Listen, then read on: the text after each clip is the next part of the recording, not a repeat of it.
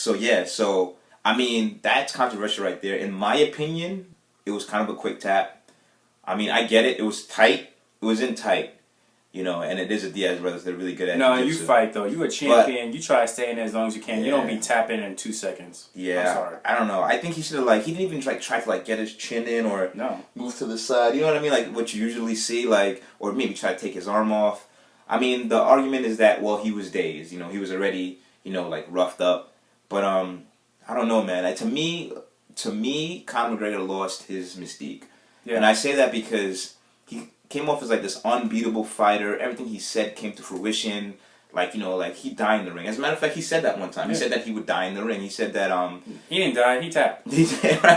right. After the Donald Cerrone fight, I think he made fun of Donald Cerrone because he was telling Donald Cerrone that he would rather die in the ring than put on the performance that Donald Cerrone had. Yeah. In case you guys missed that fight, Donald Cerrone versus RDA for the lightweight title. RDA finishes him early in the first round. Liver kick and a whole bunch of other shit. And it's funny because Donald Cerrone wasn't necessarily done, but he just stopped fighting. He was on the ground, RDA was grounding and pounding him, and he pretty much, to a certain degree, gave up. I mean, he was hurt. Mm-hmm. Don't get me wrong, because that liver kick hurt him, but, I don't know, he just kind of gave up. And because of that, Conor was kind of riding him, telling him that, and he said something that he thought he would die in the ring. I mean, if you wouldn't even pass out, then nah, nigga, you ain't gonna die in the ring. Let's face it. And the thing is that everybody's oh, well, he didn't want to get injured. But at the end of the day, I don't know if any of you guys have ever been in a rear naked choke, which is what ended the fight. But, you pass out, and then, as soon as you get air back in you, you come back, and you're fine. It's not gonna hinder your career or anything like that. Now, if it's a joint sort of hold, a joint sort of submission, where, you're in an arm bar or a knee bar, you know what I mean, or something like that, then yeah, you definitely want to tap, because I mean that's 9 months, a year on the sideline. But I mean, rear naked choke, he could afford it.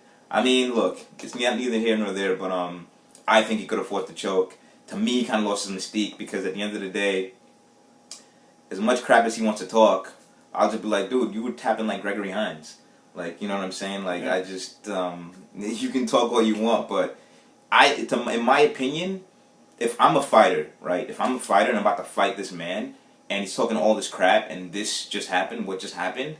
I mean, in my head, I'm thinking, if I take you to deep water, if I take you to a place where you're uncomfortable, you're gonna freak out. Because I think Conor McGregor even said that at one point, that he panicked. Mm-hmm. And he became a panic wrestler, which is what he calls everybody, a panic wrestler.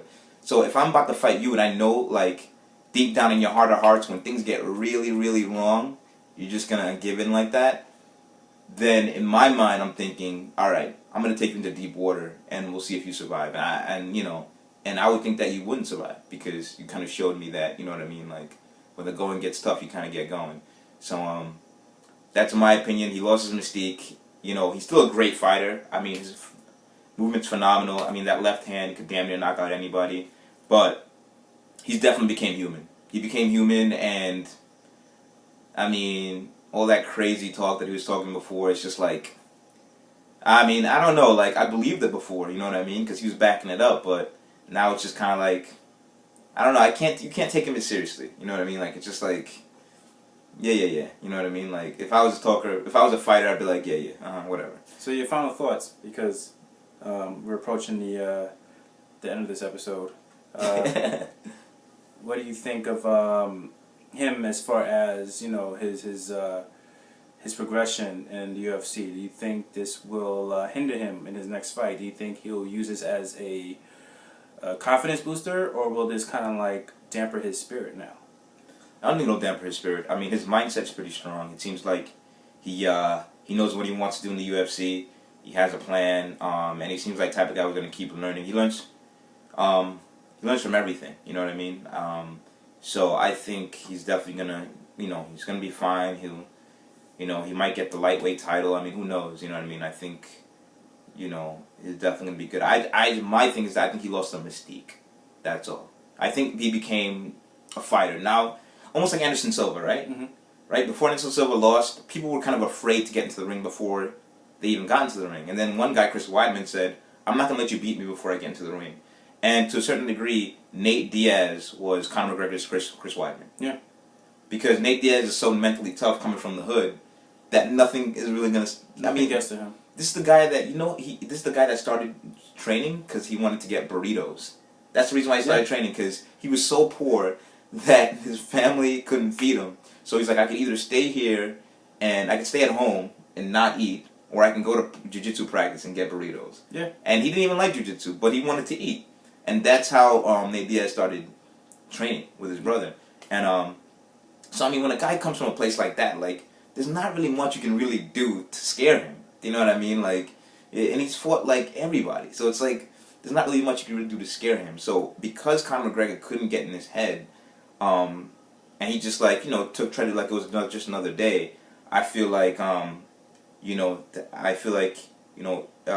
took away Conor McGregor's mystique. He's still a great fighter, but and he will progress. I think though, I'm calling it now. If he fights Frankie Edgar in UFC 200, he's gonna have to knock him out. If he does not knock out Frankie Edgar, I think Frankie Edgar wins that bout. I really think Frankie wins that bout.